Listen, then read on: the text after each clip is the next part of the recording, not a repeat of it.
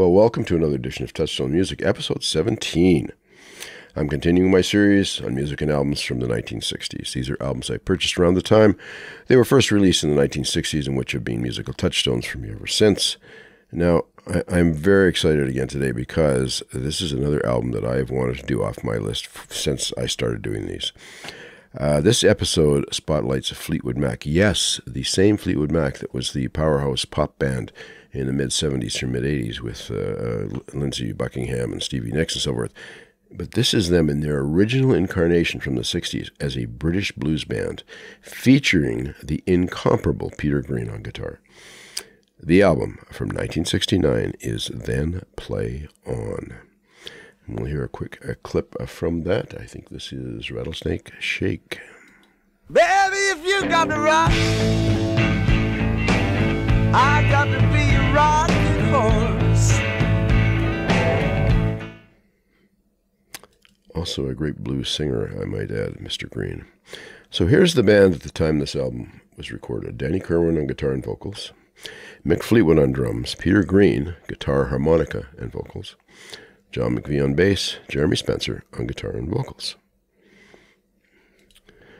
Now, Green, Fleetwood, and McVie were all alumni of John Mayall's Blues Breakers band. We've spoken of John Mayall a number of times before. In fact, this last episode 16 was about his solo effort, Blues from Royal Canyon. Now, like Eric Clapton before him, Green eventually left the Blues Breakers to form a group, in this case, with Fleetwood and McVie. The band's name came from shortened versions of their two last names, but despite that, Green was the accepted leader and guiding light of the group. They added Jeremy Spencer after a while as a vocalist and devotee of slide guitar, and then later they added Danny Kirwan as a third guitarist and vocalist. Now, Green's and Kirwan's guitar styles especially meshed in this new band configuration. Green had shot to prominence in Britain when he famously replaced Eric Clapton, or God, to Clapton's fans, as lead guitarist in the Blues Breakers. Most people had doubted that anyone could replace Clapton, but by the time he left Mayall, Greenie was being hailed as the Green God by his fans. Green was by far the strongest melodic player in the new band, Fleetwood Mac. Their first albums were covers of blues standards plus band originals, but they usually would stick very closely to the traditional blues format. While never a prolific songwriter, Green also composed some excellent tunes, several of which became hits on the radio, and probably his most famous is Black Magic Woman, which was also a hit for Santana off their second album. On Then Play On, the album we're featuring today, Green chose to share vocal and composing duties with Danny Kirwan, the newest and also the youngest member. For this album, every song was a band composition. Now, later versions of the album included their latest radio hit, Oh Well, which hadn't premiered until November of '69 after this album's initial release date. We won't be featuring that today. This is the album that as it originally came out without that on it, because that's the album that I originally bought. It was recorded over sessions in 1968 and 1969 at CBS and Delane Lay Studios in London, England. The producer was Fleetwood Mac themselves. It was released in September of 1969. The label was Reprise, and it made number 4 in the UK albums charts and 109 in the 200 charts. Now, part of the problem here was that the critics weren't quite sure what to make of this album. It was different from what they'd done before, and there was more of a pop element, and yet the blues were more hard-edged and flowing. And they weren't quite sure, neither was I, what to make of it, but ultimately it was seen as a absolute classic. This album's title, Then Play On, was inspired by a line from William Shakespeare, his play Twelfth Night. If music be the food of love, play on. Highbrow stuff.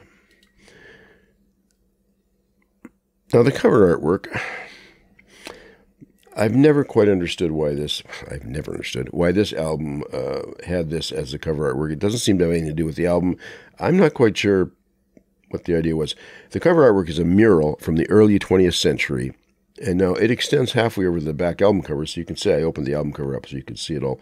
The original cover opened up like this. The artist was Maxwell Armfield. He was English, and the mural was supposedly intended for the dining room of a mansion in London, England. No word whether or not it ever made it there.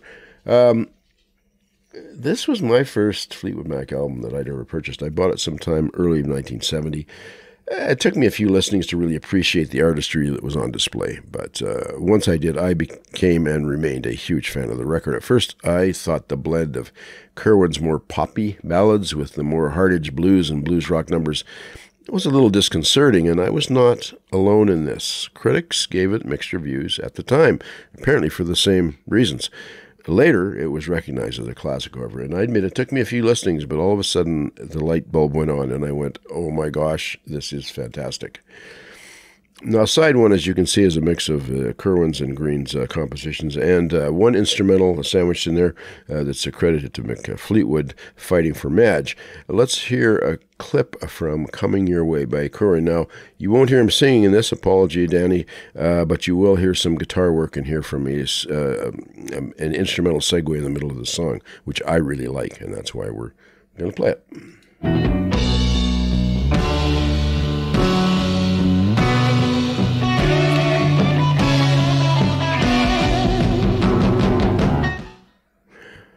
Wow. Listen to the drums, listen to the bass, listen to the guitar interplay, listen to the choice, listen to the way they play the notes. This is a band at a height of creative powers. Side two includes the single that we heard a clip from at the start, Rattlesnake Shake. It also includes another instrumental, Madge instrumental as they call it, Searching for Madge, this time credited to John McVie.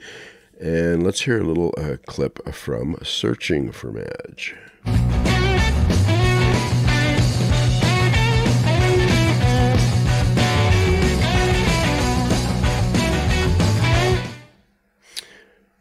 Now, the Madge instrumentals would become an integral part of their large live stage show. They would use it standalone, but they'd also use it to segue in and out of other songs. Became kind of a trademark of theirs.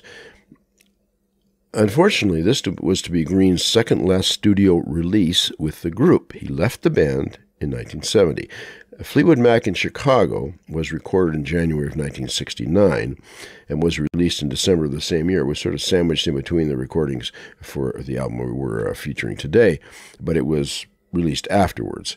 Both Green and Kerwin would reportedly battle mental illness for the rest of their lives. Other band members blamed the pair's mental issues on consumption of LSD. After occasional solo efforts through the 70s and 80s, Green would return with Peter Green's Splinter Group starting in the late 1990s. By then he was a much mellowed version of his fiery Fleetwood Mac self, but still and always the consummate bluesman. B.B. King once said of Green's playing that it gave him the cold sweats and praised his sweet guitar tone. High praise indeed. For many fans, including myself, this original version of Fleetwood Mac ended all too soon. I followed Peter Green's career before, during, and after his days in the Mac, and in my opinion, Green was one of the best electric blues guitarists and singers ever. This album has been another of my major touchstones since I purchased it, and I hope it will also be one for other music fans as well. And that's all for this edition. As always, until next time, be well, and thanks for joining me.